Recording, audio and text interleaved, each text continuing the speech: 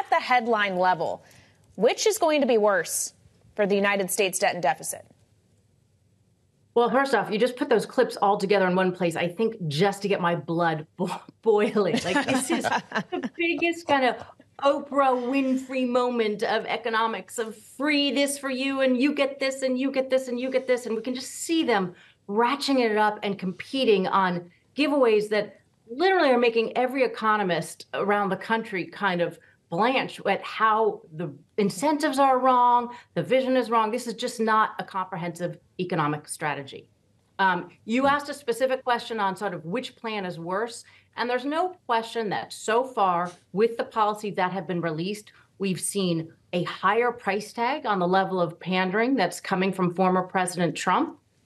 But let me be clear, both of them are talking about adding potentially trillions of dollars to a national debt that is at near record levels, that is already projected to grow by 20 trillion, like we're going to be borrowing that much over the coming decade. We are not looking at anybody putting forth a plan that would address the fiscal challenges. So as we keep the price tags we're following the price tags of all of these plans. We are going to release this in a couple of weeks. We will definitely come and talk about this with you all, but it looks like both of them would add trillions of dollars to the national debt, and it looks like former President Trump's plan would be significantly larger from what we've seen so far. Okay, that's a starting point. We can add tariffs to this conversation as well, Maya. And this came up yesterday. J.D. Vance is doing the rounds on Sunday morning TV, trying to make the case for extending the Trump-era tax cuts, pursuing the ones we've talked about here on tips and overtime, Social Security. When he was on Face the Nation on CBS, the vice presidential nominee had more to say. Let's listen to J.D. Vance, so we'll have you respond. You have to take some recognition, Margaret, that this is a negotiating tactic. You go into some of these negotiations, and sometimes you're going to have to do higher tariffs. Sometimes you might be able to do lower tariffs, but I don't think you go in saying you're going to do exactly this on every country. You use that as part of the negotiation. If you say you're not going to do any tariffs, you're basically going into these trade negotiations completely unilaterally disarmed. So, Maya, despite the potential inflationary impact of tariffs that most every credible economist has described to us here on Bloomberg TV and radio, J.D. Vance and Donald Trump have suggested that the tariffs might actually help to pay for some of the tax cuts that they are proposing. This is getting pretty confusing for our listeners and viewers who are trying to make investment decisions, never mind who they want to vote for, Maya. Does that make sense to you? Well, this one you can look at from a lot of different angles. So the tariffs are kind of perhaps the most interesting policy that's going on, because on one hand, it is correct that the revenues that would be raised from the tariffs would potentially be quite significant. They were significant under the Trump administration. And as people know, some of them have stayed in place under the Biden administration. They are talking about much larger tariffs now going forward that could raise more revenue. However, it could have larger negative economic effects. So really the dynamic effects are so important about both how it would slow growth, how it would increase inflation, and what the retaliatory response would be. So figuring out the ultimate level of revenues is very difficult to pinpoint. The second point is there was that idea of let's use that money and put it in a sovereign wealth fund. That means then that the deficits would still be larger. I'm not going to even go into a sovereign wealth fund because it's hard to imagine a country that's running $2 trillion deficits every year being in a situation where a sovereign wealth fund is sort of the next item on our agenda.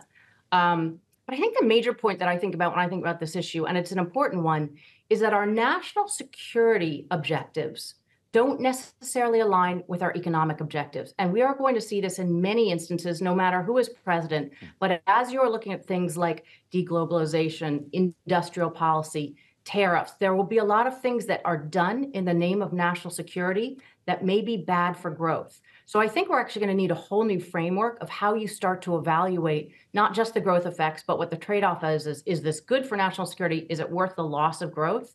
But something like tariffs at this moment where you're still fighting inflation would certainly be inflationary and would have profound effects on consumers and the overall economy, even if it did raise significant revenues. And it might not, depending on what other countries did in response. Of course, Maya, revenue is one side of the ledger. The actual spending is the other. And spending is a much more immediate concern on Capitol Hill as we're 15 days away from a potential shutdown if they can't sort this out. House lawmakers will return tomorrow, I guess, try to push through a continuing resolution of some duration. What is optimal here if it's not the regular appropriations process? Well, the regular appropriations process hasn't taken place in so many years that none of us really remember what it looks like to pass a budget on time, to pass appropriations on time, and to avoid this nonsense. So the problem with that, of course, is that not only are you not picking your priorities, the budget is a statement of a country's priorities. We're not going through that exercise. It leaves absolutely everybody who's engaged with the government in one way or another not able to plan anything. So this year, it looks like we will have no appropriations done. I do not think we will have a government shutdown. I was pretty certain of that last time around. I'm a little bit less certain this time, just because it's so hard to get agreement even within the parties, let alone between the parties and between the bodies. But the best thing that should happen is they should have a short-term CR so that this doesn't drag on too long, because we really need to resolve this and pretty quickly go back. We have caps in place from the Fiscal Responsibility Act. We should be complying with those acts because those caps, we have a limit on how much spending on the discretionary side we're going to do. I don't think caps that aren't thought out is the most strategic way to do government, but it is a way to keep spending lower in some areas of the government. We need to not bust those caps, and we need to quickly move on to, are we going to extend them going forward? And are we going to look at where you can actually find savings in the other parts of the budget, the non-discretionary parts of the budget, which is where the real money is? We do have a breaking headline on the terminal right now, Maya.